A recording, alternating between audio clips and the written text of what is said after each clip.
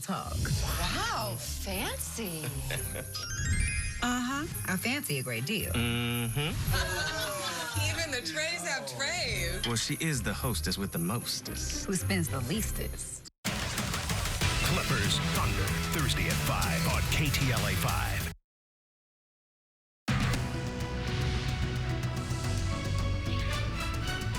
Now at 4, outrage and sorrow after a road rage shooting that took the life of a 4-year-old boy.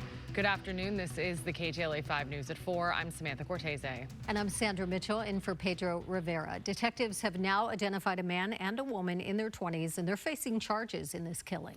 They've also identified the 4-year-old victim who was riding with his mother and father when gunfire hit their car after a roadway dispute. KTLA 5's Jennifer McGraw is live in Lancaster, where a candlelight vigil for that young boy is being planned 2 hours from now. Hi, Jen. Yeah, the shocking death of this young boy has even County Supervisor Catherine Barger calling on the full prosecution of the suspects, saying acts of violence like this are not to be tolerated.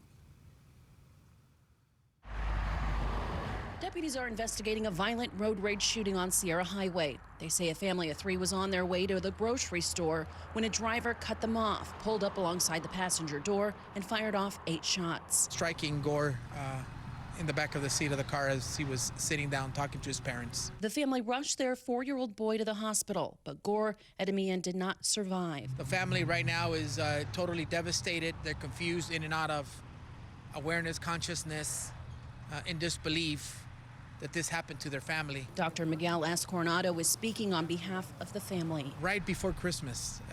It's just devastating. I just could not imagine. I mean, how do you even celebrate Christmas? I couldn't even think the Christmas trees and the presents and the food, or all that is meaningless because they don't have their child. And he was just from what I'm told, just a beautiful boy who, like any boy, loved trucks and cars and stuffed animals, and loved his mom and loved his dada and loved his brother and his family. And he's gone. Detectives arrested Byron Burkhart, 29 years old, and his passenger, Alexandria Gentile, 27. Heartless, unbearable that you would do this, that you'd be such a coward to do this to a family who's gonna go shopping. He tells me the family moved to Lancaster for a better life from Glendale, and they couldn't imagine anything like this to happen. Now, they don't necessarily have the means to bury their son. If you would like to help out, there is a GoFundMe link on our website. Also, the mayor tells me this suspect allegedly was in jail just a week ago on a gun charge, and says this could have all have been avoided. We'll hear from him at the 5 o'clock hour. Sandy, Sam, back to you. All right, Jen, thank you. A driver is dead, 4 other people injured after a multi-vehicle crash in the San Fernando Valley last night. Police say a driver was going west on Roscoe Boulevard near Grace Community Church when the vehicle struck another car. That vehicle went spinning out of control and hit a 3rd car. The 45-year-old driver of the first car died at the scene. It all happened after a deadly hit-and-run Saturday night. Also in Sun Valley, that accident killed a 15-year-old. He was a very fun, lovable kid.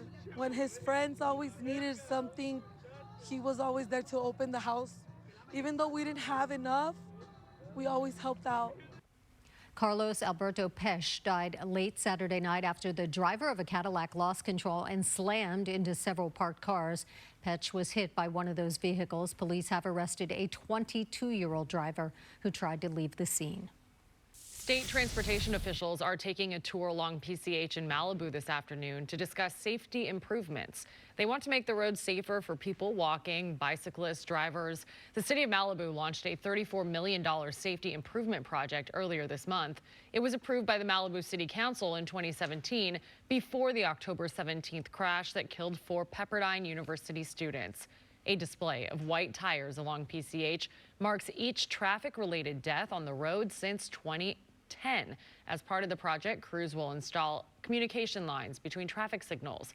Officials say it will allow signals to be controlled remotely by Caltrans to lower speeds and reduce congestion. We have more details on the planned improvements along PCH coming up in a live report on the KTLA 5 News at 5. Well, the